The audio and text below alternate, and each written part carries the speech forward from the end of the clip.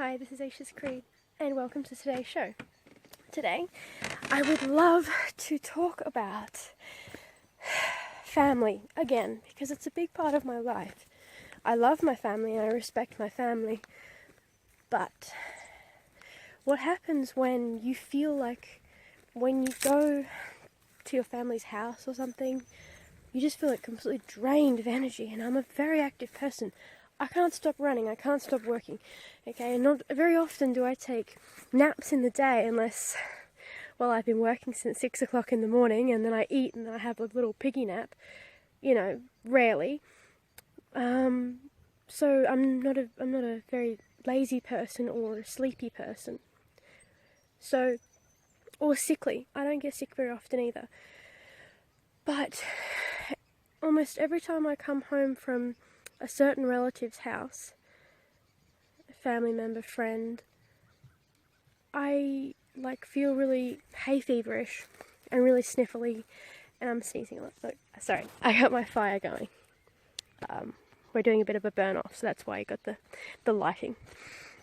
So you feel kind of a bit down, you don't feel too good, you want to sleep, you feel like you've got no energy left. Well, maybe it has something to do with family, and maybe it has something to do with what they're putting off to you. If you're around an angry person, you're all of a sudden gonna start feeling angry. It's almost like everything is leveled. If you, like me and my mum, if we're together and we're working and we're laughing and taking the piss out of each other, we're really energetic and we're working really hard.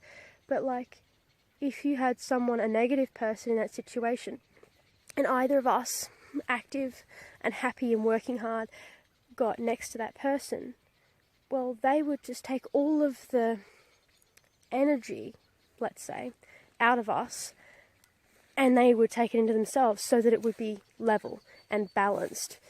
You know what, I'm not into all this equality shit. I'm a happy person. I don't want to suck up your shitty energy. That's how I roll. So, I don't let negative people in my life. If I feel like someone is being a bit of a sucker, they're sucking the energy out of you, and I'm not going for it, well, I'm not really going to hang around that person for much longer. So, what do you do when it's your family? What do you do when there's not much you can't exactly kick them out of your life, because we're faithful and emotional creatures, and someone who's been in your life your entire life, since you can remember, how can you just ignore them? And another thing is, what do you do when my dog's chewing something it shouldn't be? Sorry. Ish, come on. Come here. Yeah. She gets into my milling timber and starts just gnawing at it, and I look at it and I'm like, what's been eating it? It's this naughty shepherd. Very, very naughty shepherd. Okay. What was I talking about? I have the memory of a gnat. So what do we do when our family is lovely to us? I mean, I've got people in my life that are so kind, are so giving, always cooking for us or something like that, always, checking the water in your car, just lovely stuff, and you're like, oh, how nice. But you still feel drained at the end of the day. So is it like that person is maliciously doing it, or is it that it's just the whole energy balance thing? I think it's energy balance, because there is nothing they can do about it, nothing we can do about it, right? So what do? Do we blame them and say, hey, you're sucking my energy? Do we blame the universe and say, hey, you're balancing out and sucking my energy? It's not their fault, but it's kind of like, the getaway driver gets the same as the guy who did the armed robbery. You are guilty by association. So as much as I love my family, and as much as I love people in my life, and I care about people, and I appreciate people, most of all. I appreciate them so much. I don't think I can have people in my life anymore that are just making me feel like shit, you know? As kind as they can be. I mean, everyone's annoying, right? Everyone's annoying, so you can't say they're just being annoying, because everyone's annoying, to a degree. You obviously have not met my family members, but everyone can be annoying to a degree. But it's when it's when they're also kind, but you still get the same feeling, the same after flavour of when they're horrible. If they're horrible, you feel like shit. If they're lovely, you still feel like shit. What do you do, right? So I think there's also a lot of stuff you can look into. Like, I think this whole whatever's going on is linked into what they call narcissism. Now, it's kind of it just sounds like a nothing, like, oh, you're just a bit self-absorbed or something, but it's like really, really serious. Like, if you look at this, it has all the traits of these people that are just energy suckers, right? So you can't get a word in. You're just sitting there waiting for them to finish their 3-hour sentence so that you can say what you want to say. But they never finish talking. They sleep, they wake up, they start talking again about what they want to talk about. And then if you say something like, oh, you know, I don't think global warming's real. What happened with the dinosaurs? What, were they smoking too much pot or something? You know, the earth has a pulse. Everything alive has a pulse. And if the earth didn't change, it would be dead. Look at stagnant water. That shit is dead because there's no life in it. There's no movement. If you're not moving forward, you're not changing, you're dead, right? So I don't believe in that. And a particular member of my family that was around today said, oh, I think, you know, it's really terrible. Global warming has something to do with the smoke being really bad up in Sydney right now. And I'm like, okay. Even if I believed it, that still sounds kind of like shit. It's my opinion. I'm allowed to have an opinion. But they just went off their freaking melon at me, like, how dare you say that? I said, well, I don't think it's real. It's like, and the thing is, they agreed with me. They said, yeah, you're right. It all sounds like bullshit. I'm like, there you go. But he's like, hang on. I just went against the consensus. Oh, I'm glitching. No, hang on. No, it's totally real. And I'm like, but you just said it wasn't. And he's like, but the news said it was real. And I'm like, oh, come on. So these people are like pre-programmed, right? I'm getting slightly off topic, but there's just a slight thing. They're pre-programmed and they're narcissists. I think they are programmed from birth to be narcissistic. You can only have the one consensus the majority opinion. And the majority doesn't rule, right? It really doesn't, okay? You only need a couple of people to say, nah, for it to kind of catch on. So it doesn't need to be a majority opinion. But, damn it, the majority of the world is a narcissist. And I can't be around those sort of people anymore. I don't know what you guys feel, right? Like, you see that light there, right? We're on 5 acres, 2.5 hectares, something like that, right, on this land. It's beautiful, got the river right there. About 2 years ago, there was absolutely no other houses in sight. You could see no other houses. And there's this tiny little bush block next door. And we went away for the winter over to Philippines. And we come back and it's what the neighbourhood calls the monstrosity. What I call the lighthouse. Because it is like literally... I'll show you guys. It is literally on a hill overlooking our property. The windows are literally facing our property, and their exhaust fan from their kitchen faces our house. So it's like they're having chicken risotto for tonight. Literally. So there you go. It kind of feels like you're being watched on.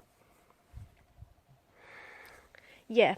So those people, they were kind of nice at first, like just a little bit nice.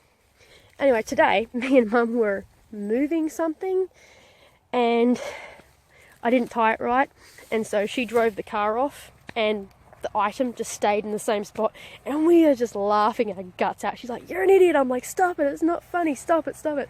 And she starts just, being silly. Anyway, they call the cops, say, someone is screaming, stop. And I'm like, it's called happiness, mate. I know you don't have any in your life. That's the sort of gang stalking we have going on, right? We laugh, we even fart, they'll call the cops. It's so... Their chair just moved. I could just hear them in their chair. I can hear them walking around in their house if I stand on this side of the property.